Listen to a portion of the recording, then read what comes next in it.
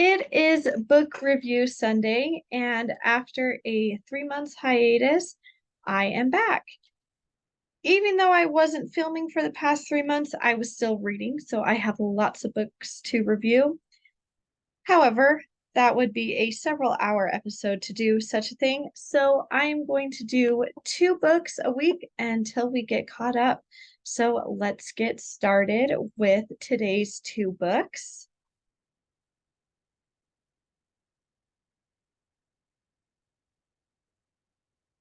So, book number 1 is Winter Solstice in the Crystal Castle by Jennifer Ivy Walker. Jennifer is a new-ish author. She is the very definition of rapid release. Her first 3 books all came out within a year of each other, and that those 3 books were her debut series. And this book, Winter Solstice in the Crystal Castle, is a standalone side story to that trilogy of hers. So this takes place in medieval France, and it's before a united French kingdom. So there's several principalities around what is now modern day France. And our main female character, who is this redheaded beauty right here, is the princess of one of the principalities. Her father is the king. Her name is Gabrielle, and she is the only child, which means she is her father's heir. But we have a problem here. She is a woman, and this is historical fiction, so we do have to be historically accurate. She cannot take the throne by herself, which means her husband has to be someone who has a noble title who can become king upon her father's death by marrying her, making her queen. This is where the next problem comes into play. She is in love with the master of horse, who is also her swordsmanship instructor. So his name is Sir Bastian, and he has taught her how to fight with a sword and how to use a bow and arrow. She is not your typical sit around and sew all day princess. And because of this, she's got to figure out how to find a way to be able to marry Sir Bastian while keeping her father's throne. So I give this story 5 stars. It was an excellent historical romance. What I liked, historical fiction, right up my alley.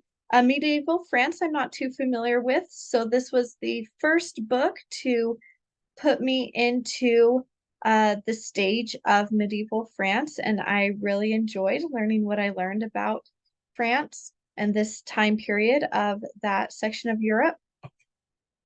We have a strong female lead, which I always love as well. Gabrielle is not about to go down without fighting. She is not going to marry just anyone. She is going to marry Sir Bastian no matter what it takes. And in addition to this strong female lead, we just have all of our female characters are doing what they can to control their own destiny. So Gabrielle is going to make decisions along the way to ensure that she gets her time with Bastian, and Bastian's mother and Gabrielle's aunt are also going to do some behind the scenes, cunning, womanly secrets to make sure that everything is going to work out in the end and that our villain does not get to marry Gabrielle. Our heat level for this book is sensual, so 3 flames. There are several intimate scenes, and they do come in quite quickly. I definitely was surprised at how quickly the intimacy started. I'm used to slower burns, but once I got, into story and the plot and the character development and personalities, it totally worked. Especially since we begin the story with Gabrielle and Bastian already being in love with each other. They just can't be together. So this also falls under a forbidden romance trope at first. None of their family are really against them being together as two individual persons. It's more their stations in society keep them apart until they're able to fix that. So if you like historical romance, this is definitely right up your alley, and I highly recommend it. The second book that I will be reviewing today is Bigfoot, The True Story of Apes in America. So this is a complete opposite of Winter Solstice and the Crystal Castle, nonfiction. It's written by a Bigfoot enthusiast named Loren Coleman. And I came across this book at the Museum of Weird in Austin, Texas last summer. I was there for an educators conference, and a few other teachers and I needed some time to kill in between the conference and dinner. And one of them had looked up nearby museums, and this one sounded interesting. So we went and checked it out, and it was really cool. So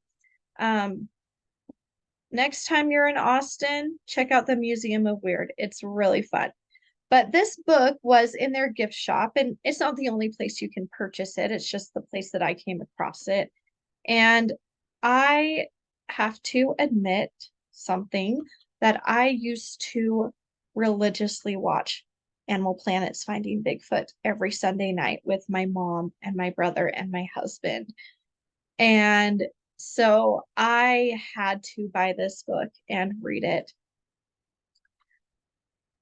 I am not a true believer in Bigfoot, but I'm not a 100% skeptic, I'll admit. I definitely land on the spectrum in between on, some stories I admit I don't know what those people saw, but I believe they saw something. And other stories I'm like, I think you're making it up. Or you saw a bear, or you heard a cow, or whatever. So I was excited to read this book. And the author obviously is a believer, which is why they wrote the book in the first place. And the book is divided into 3 sections. So section 1 is just kind of an introduction to how the author became a believer and how Bigfoot had a little explosion of people becoming reinterested in the myth at the turn of the century in the early 2000s. Part 2 is about the history of all the different legends and the early sightings.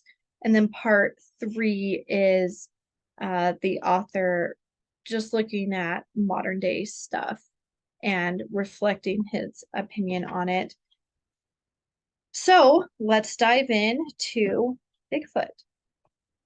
I gave this book 4 stars, and when it comes to nonfiction, my rating is slightly different, especially when it comes to a book like this where the author has a claim and they are trying to convince the reader to believe that claim.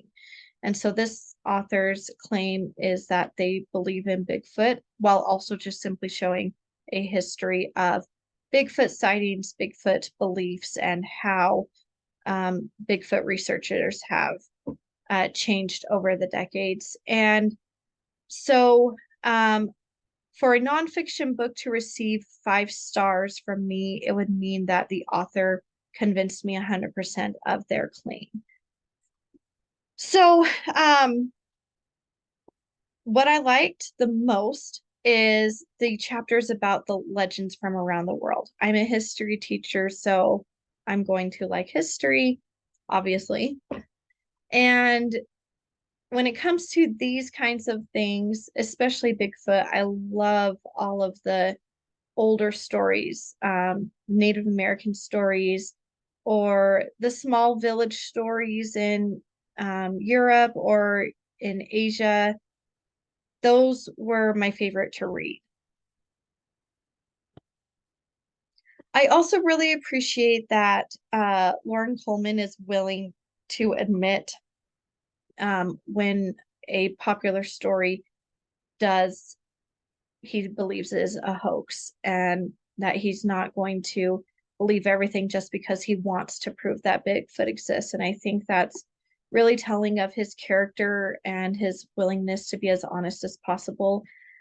Um, I remember when I was watching the Finding Bigfoot show that there were a few of the Bigfoot researchers that just wanted to prove that Bigfoot was real so badly that they would believe any and everything. And so, once again, I really appreciate that Loren is willing to say, all the facts in this story don't add up, while others he fully believes in.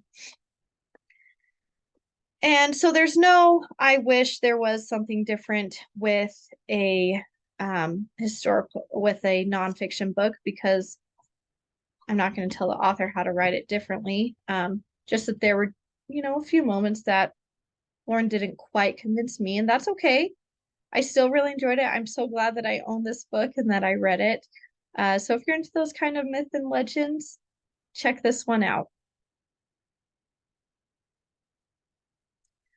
Those are the two books for today, and I will see you next week with two more. Happy reading. And if you haven't already, click that subscribe button so that you can get an immediate notification next Sunday when my next two reviews are uploaded. Have a good week. See you then.